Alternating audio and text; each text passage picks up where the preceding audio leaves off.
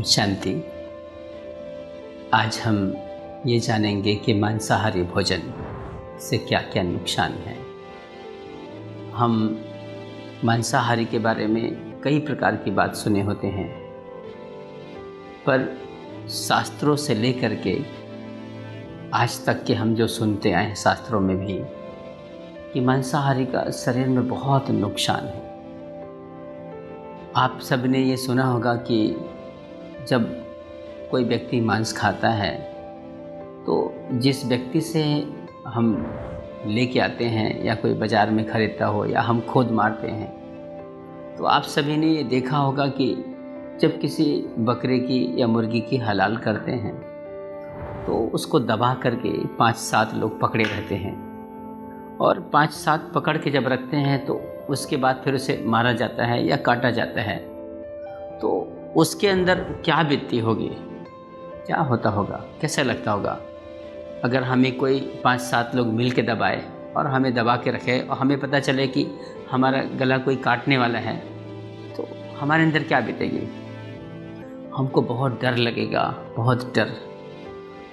तो जिस समय जब किसी प्राणी को या किसी जीव को जब इस तरह से दबा के रखते हैं तो उनके अंदर एक हार्मोन्स निकलता है, उसको कहते हैं कार्टिसोल हार्मोन्स, जो डर से पैदा होता है और वो उसके पूरे खून में मिल जाता है। और जब हम उस मांस को सेवन करते हैं, उसे पकाकर खाते हैं, तो उसके पहले सारा मांस धो देते हैं पानी से, फिर सोचते हैं इसका सारा खून ख़त्म हो गया। पर फिर भी उसका डर का प्रभाव, जो डर से निकला हुआ हार्मोन्स उसके जो मांस में रहता है, जो ब्लड में मिल जाता है, वो जब हमारे अंदर जाता है तो हमें भी हमारे जीवन में अनसिक्योर फील होता है। ऐसे लगता है कि हम जैसे सुरक्षित नहीं हैं, कोई डर है, चाहे रिश्तों के प्रति, चाहे अपने प्रति, चाहे बीमारी के प्रति, चाहे किसी भी के प्रति। हमारे जीवन में जो डर रहता है, इसका मुख्य कारण है मांस का सेवन करना। दूसरी बात यह है कि शास्त्रों में लिखा है कि जीव मत मारो बावरे, सब जीव एक समान, जीव हत्या कटे नहीं, चाहे कोटि सुनो पुराण। हम सोचते हैं कि हम मांस का सेवन करके उसके बाद हम कोई अच्छा काम कर लें या पुराण सुन लें या रामायण सुन लें या महाभारत या कोई सत्संग कर लें, फिर वो पाप खत्म हो जाएगा। बिल्कुल नहीं। शास्त्र में कई प्रकार की बातें लिखी हैं कवियों ने। मांस मांस सब एक है, हिरनी मुर्गी गाय, आँख देख जो खात है, तेनर नर के जाए। मांस बहुत नुकसानकारक है, क्योंकि आप सभी ये जानते हैं कि आप सभी ने सुना होगा, देखा होगा कि मनुष्य प्राणी की इंटेस्टाइन, अतड़ी 22 फीट से 24 फीट होती है।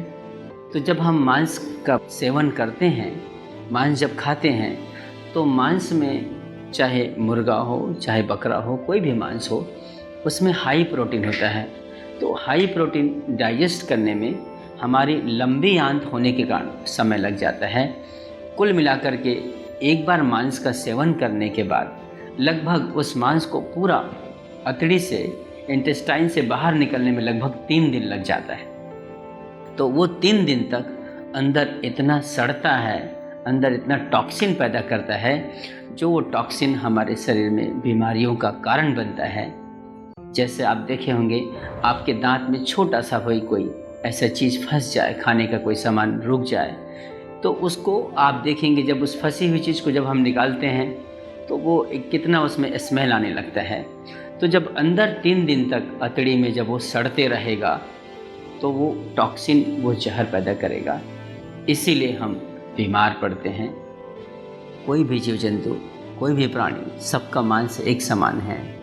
अगर हमारे बच्चों को, हमारे शरीर को कोई अपने स्वार्थ के लिए कोई क्षति पहुंचाए तो हमें कैसे लगेगा। वो भी जंतु है, वो भी जीव है, उनके भी बच्चे हैं, उनका भी शरीर है, उसे भी दर्द होता है।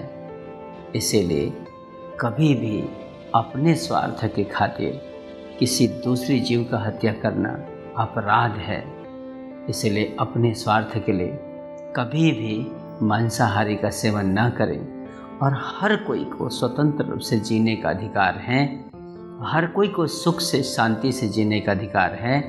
अपने स्वार्थ के कारण कभी किसी जीव को, कभी किसी जंतु को दुख नहीं देना है। तब आपके जीवन में न ही डर रहेगा, न भय रहेगा। तब आपके जीवन एकदम खुशहाल रहेगा। शांति।